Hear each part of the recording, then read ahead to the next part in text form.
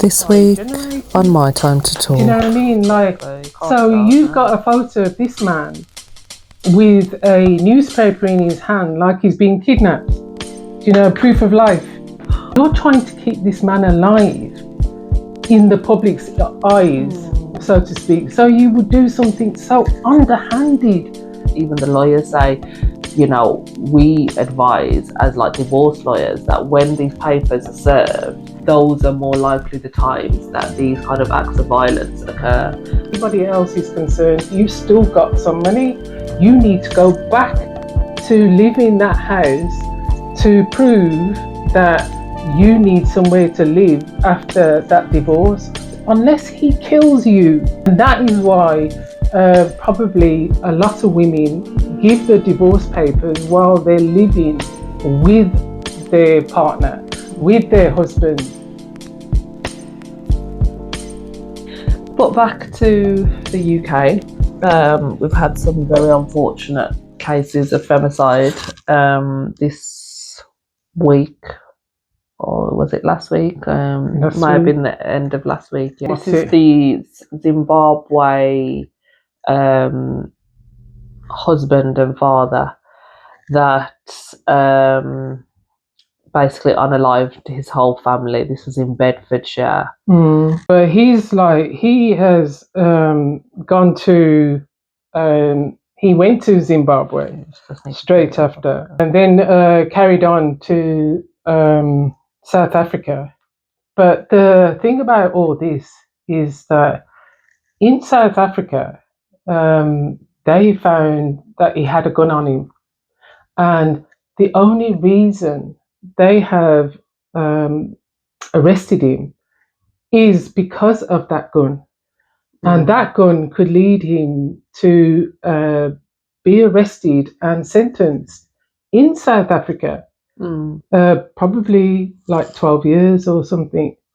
And that means that it can only be after that sentencing that he'd be sent back to England to stand trial for his wife and two children. Because they obviously sent into, but his name is Nodana, also known as Mark Tshuma, suspected of obviously unaliving his wife. His wife was called Zandile Tshuma. She was 42, and both of their daughters, Natalie 15 and Nala 5. Their bodies were discovered in their Great Denham home in Bedfordshire on the 6th of July 2026. Police just believe that he fled to Zimbabwe via Heathrow Airport. And it's just like, obviously, they've done post-mortem examinations. They're saying that they've died of blunt force trauma, which is just like unimaginable.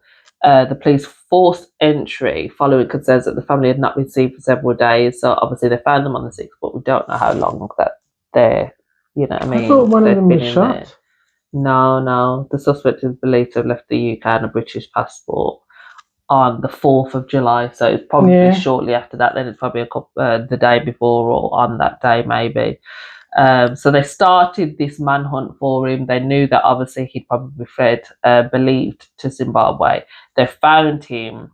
Obviously, there's no formal extradition treaty for Zimbabwe and the UK. So Interpol have started this. The South African police have found him over there. And as you said, now they've arrested him with possession of a firearm. Not for the killing of his wife. Yeah. They've held him on possession of a firearm. I think that's what they were able to hold him on until obviously this process can happen with Interpol, and then getting him maybe sent back to face charges on obviously the murder of. And they're saying that family. This came about because of her saying that she was going to divorce him. And it's like, why is it that every time a woman says that puts her life at risk? Yeah, they say that's the worst time, and it was when the woman leaves. Like we don't know if there was domestic violence, but if there wasn't, really? Because like if there wasn't, then that's really totally out of left field. But yeah, so But they do say with these abusive relationships, whether it's like coercive control or whatever, sometimes there isn't actual physical violence. It's just like controlling behaviour or mental, abuse. That the worst time is for the woman, or the most dangerous time for the woman, is when they're about to leave. And it's like, it's very difficult, I presume, to kind of put a plan in place without the man getting wind that, what you're planning, especially when you share a household and this and that. Family members will get served. And I watch a lot of these like documentaries, and even the lawyers say, we advise as like divorce lawyers that when these papers are served, that the woman either gets out of town, is able to finger, or out of the vicinity, like once they leave court or whatever. Those are more likely the times that these kind of acts of violence occur. They know it themselves, literally. So that's what they try and advise their clients, like, just, try and stay separate, like, or get away from him or her. But they say that, though, actually, and it isn't entirely true, because if you are going to divorce your husband and you leave the marital home because you're in danger or anything like that, you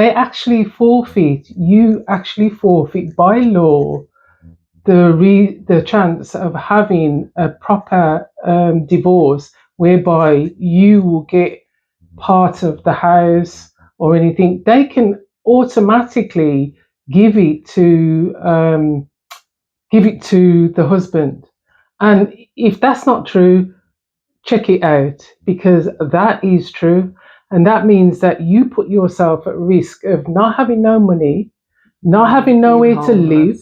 And while divorce proceedings are going on, you cannot claim any money from anywhere else. You cannot get a house from anywhere else, because you're not completely divorced, and that means that your money is tied up. And as far as anybody else is concerned, you've still got some money.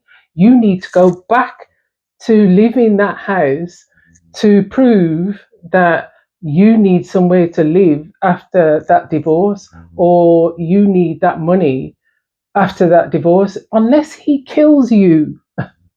Is the only way that you can get away from that thing. And that is why probably a lot of women give the divorce papers while they're living with their partner, with their husband, you know what I mean? Because they know they have no other way of getting rights, because that word abandonment comes into play as soon as you've got it. And people can say, well, if she's in that much problem, then does it matter that she's got no money? Yes, it does matter, because usually she's got children as well. Oh, she did. And usually the man is not going to take responsibility for them children. And she doesn't want them to either, because she knows that her child could be in danger just as much as... Which they clearly were. That she, and obviously in his case, they clearly were in as much danger as she was. Desperate like that, you just don't know. And it simply reminded me of that case in America that was recent as well. He was like a senator or ex-senator, the black guy. Yeah. And he's killed off his wife, who was a doctor, in the house with his children there. Do you know what I mean? Yeah, it's like no care for anything. And it was the son that called and said, I've just heard shots. It says like my mum and dad were arguing and now I've just heard shots. And like, imagine like how these children are just scarred for life. And it could have even been that he would have then turned, like we've seen it, turn the gun on then his family and then themselves. Do you know what I mean?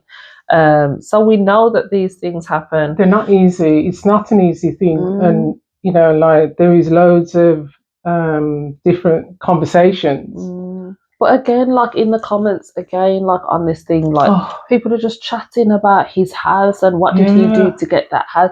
Like 3 women have been unalived, like cut in their prime, a 5-year-old, a 15-year-old, and this lady's in her 40s. Like that's no age, do you know what I mean? Just because a man decided that, you know, well, if she's not going to be with me, then she's not going to have a life. And that stands for her children also, your children also. It's like, and then you've got men talking about what did he do? What thingy did he? And well, I wouldn't want to lose that house either. It's just like, are you sick? Like, really? Like, what are we? What society? How are many we benefits living in? did he get? Do you know what I mean? Do you know what I mean? The man was a up and coming. What was he? Architect or something like that. Some kind of thingy businessman, but it's like, couldn't give a damn whether But they she were had in money like too. a terraced house, a 3-bed semi, a detached, Doesn't like matter. a mansion. Like, it doesn't matter. Like, 3 women have lost their lives. Like, whether he was a multi-millionaire, I could give a two, you know what I mean, poo-poos basically. What is he now? He's a murderer, allegedly, standing in the dock, like snivelling, like we should be feeling sorry for him. Like, he's a weasel. Not feeling sorry for him, you know what I mean? Like, oh yeah, he was found with a firearm, he was probably gonna look to unalive himself. Well, you know, that wouldn't surprise me either. Do you know what I mean? Cowards do cowardly things, you know what I mean? Surprise me either. People do cowardly things when they're a coward. Yeah, I pray that he gets the full weight of justice on his head, whatever. You know, that still doesn't bring these children and their mother back, and obviously praying for their family. Like Zandil's mom and extended family and the extended family of the girls as well. Because they just obviously deserve so much better. And his family, knowing that he'd done this and he was on the run, actually gave him money to go to South Africa to get away from all that. You know, no, sorry, no, don't do things like that. Don't do things like that. That's not fair. Do you know what I mean? That's not fair. And then, obviously, on the other side of the coin, then a couple of days later, there was the Widecome murder. This is a politician for the Reform Party. Hater or lover. She was murdered in her house that she lives alone in. Obviously, she's a pensioner. And condolences to her family as well, because like, you're a politician. You're not like somebody that is going to rule the world, or so for whatever reasons. I mean, you started with, it's nothing to see here, you know, like there's no counter-terrorism, there's no now we've ended up with a 28-year-old. That how you found that man so fast, I have no idea. Do you know what I mean? He was from Devon, he was 600 miles away when he was supposedly took that trip to her house, because she was still alive by let's say half 12. Like 12 they say it's 12, wasn't it? Yeah, and speaking to somebody on some production line for a news show. Yeah, so that's it. So we know that there's definitely a kind of timeline of events of thingy. But then, like, even that, like, there was something about that messaging was like, oh, did you get it? And she's like, oh no, I haven't got it. And then they were like, and she was like, well, we definitely sent it. Like, it should be with you now. And then she was like, oh, yes, it is here now. So I don't know whether that's like, you know, I don't believe in coincidences. The man came to the door. Yeah, like, I don't know. She did read it. Definitely within like 10 minutes. And they were like, we're supposed to be going on now. And like, where are you? Where are you? And that was like 10 minutes, I'm sure, between them. But they're saying today that it's like, how can you get, I mean, like, a police person is actually saying he doesn't understand how that man could get through traffic, you know, and on the M6 before 12 o'clock, and he was 600 miles away. And it was like, you know, what is this, a conspiracy thing? You know, like, oh, God forbid that, you know, there's a conspiracy thing going on. But she was talking very derogatory about something the day before on a show. And they are now thinking that maybe, well, I think maybe she was going to say something more than derogatory, and probably more than she should say, because she was on the Michael Farage conversation. So Nigel Farage conversation the day before or the morning before. before she went on again, and she was saying that Michael, Nigel. why do I keep saying Michael? That Nigel Farage was being picked on by the industry. She says that she was talking about like the authority, like the government thing. Like there was something that's what away from the government that Farage was in the background of this. Obviously, Nigel Farage has been doing his "I'm going to resign" of mayor of the MP of Clacton-on-Sea, so that they can then reinstate me. But by him resigning, that then stops any investigation. Like that investigation into this money, this 5 million, has totally stopped now because he's not. Yeah, do you know what I mean? He's totally so stopped. he's playing the system. He's talking about the system, but he is part of that system. He knows, the loopholes and stuff. He's playing it. So obviously, he will get people in that are credible, like Anne Widecome. Like whether, as I said, you like her or not, she's credible as a politician because she was part of the Conservative. Obviously, she left that, went to the Brexit Party, left that. And then now she's part of Reform. She's always stood for very similar things. She's anti-abortion, she's anti-LGBT, she's anti-immigration, anti-everything. Do you know what I mean? And this was a woman that was, campaigning for women to be handcuffed while they're giving birth, like in prisons and stuff like that. She made one woman be handcuffed. So she's not one that's like, oh, I'm looking for you know what I mean, to be liked. A reason or something. She's not looking to be liked or to be that kind of cuddly type of grandma type illusion. Like she's very hard line. But they did say that just a couple of days before, or was it even the day before, there was a program that aired about these people going into a house. I don't even know what the program was or what it was about. But she was talking about antiques and stuff in her house. So then I was thinking, like, was it like a robbery thing? Like somebody's seen that and they've seen something on the telly and they're like, hold on, I know that that's worth money. Like, do you know what I mean? But initially, they did say that it might be a robbery and picked up the 26-year-old. And then two days later, we're picking up a 28-year-old and letting go the 26-year-old. So, and what came apparent was on that day, the video that they're showing, saying that the guy was getting into his car. It's like, well, why have you got a video of the same said guy that you arrested getting into his car with a bastard, and he's on the he's not on the driver's side, he's on the passenger's side getting into the car. So is this was it more than one? Is this a co-conspiracy? Because as I said, they're going back and forth. Like within a couple of days, they kept saying it's not politically motivated, and we've got somebody that I mean we're questioning or a suspect or whatever, this white male.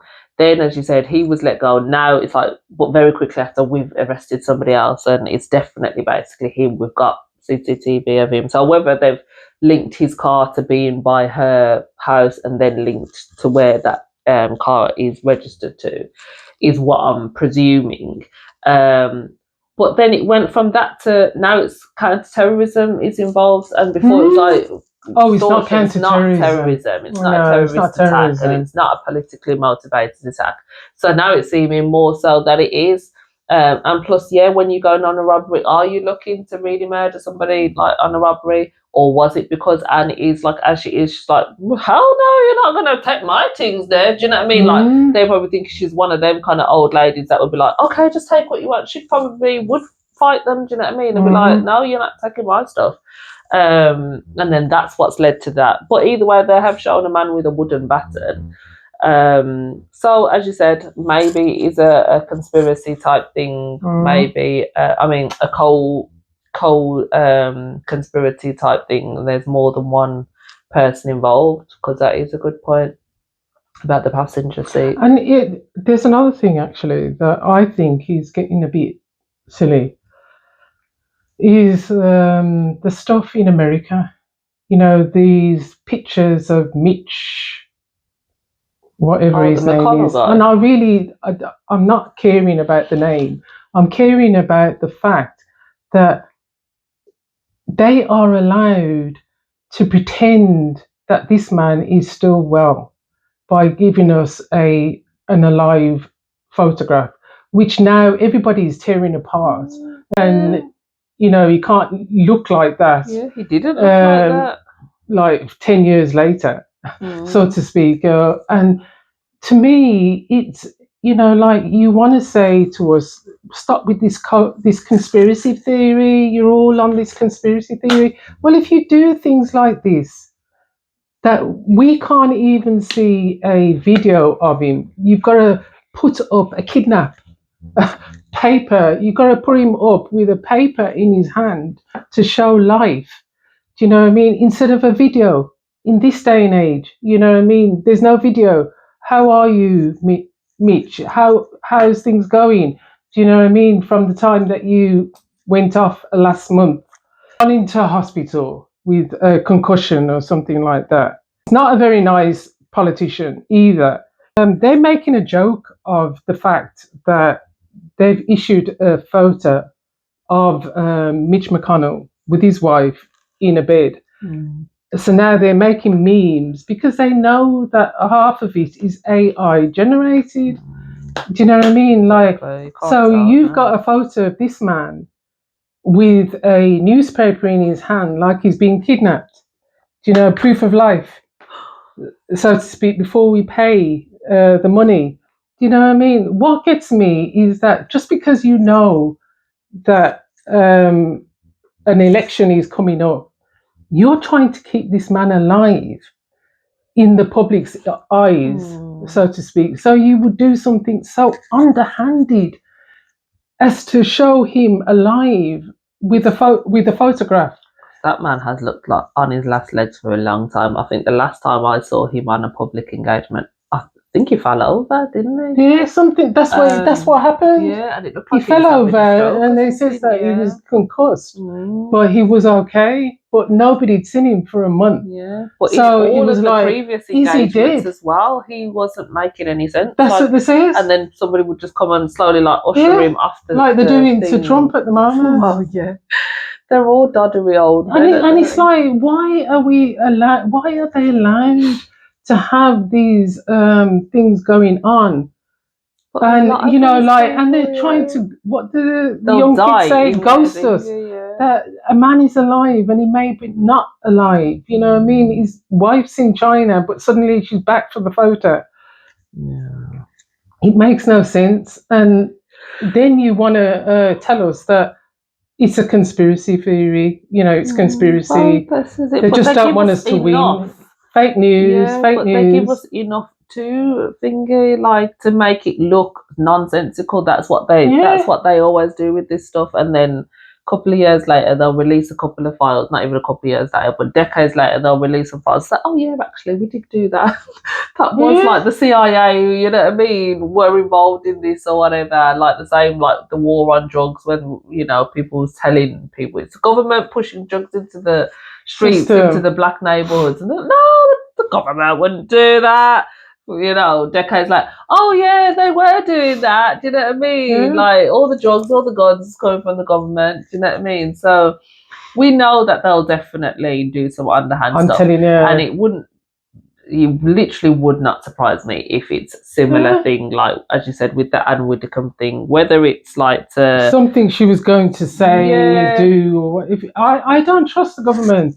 I don't trust the government from the time that I heard back in my teenage years that they had given a certain amount of black men syphilis to see how long and what it would do to them. Give them syphilis. They didn't treat them. They didn't treat the cases of syphilis. They gave them some of them. No.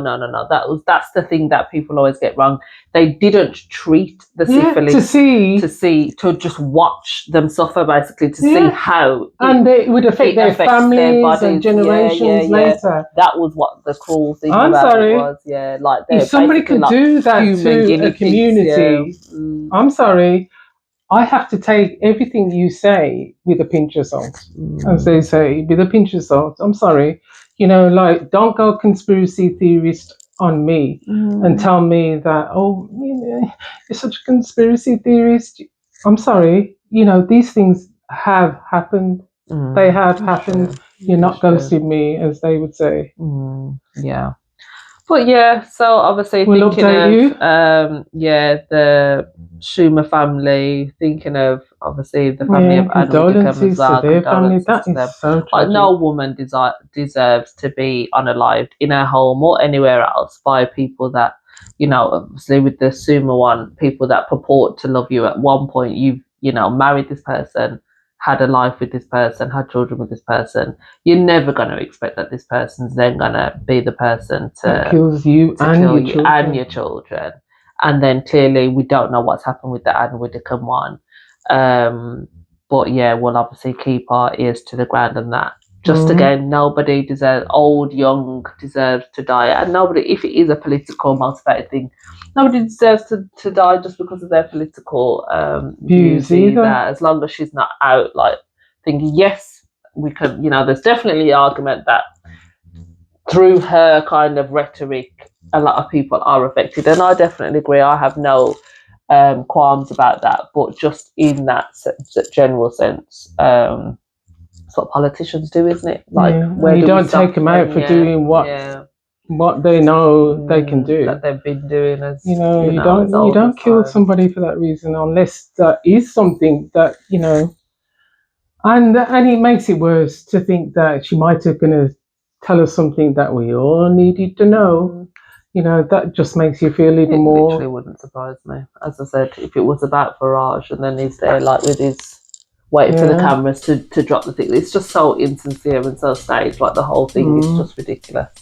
But yeah, I think we'll leave it there for this week. Okay, and we'll say Mata. And I've talked. Bye.